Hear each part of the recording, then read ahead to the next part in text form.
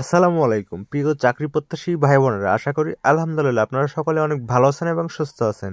অবশেষে দীর্ঘ প্রতীক্ষার অবসান ঘটিয়ে আজ প্রকাশ করলো এনটিআরসিএ সার্কুলার। সম্মানিত ভিউয়ার্স, আপনারা যারা 19তম শিক্ষক নিবন্ধন পরীক্ষার্থী তাদের জন্য মহাসুখবর। 19তম শিক্ষক নিবন্ধন সার্কুলার 2025। ভিউয়ার্স, চলুন এ বিষয়ে আমরা জেনে নিই পুরো বিস্তারিত A to Z আপডেট। আশা করি আপনারা সাথে থাকবেন। চলুন শুরু করি। সবার কাছে অনুরোধ, ভিডিওটি সম্পূর্ণ দেখার চেষ্টা করবেন।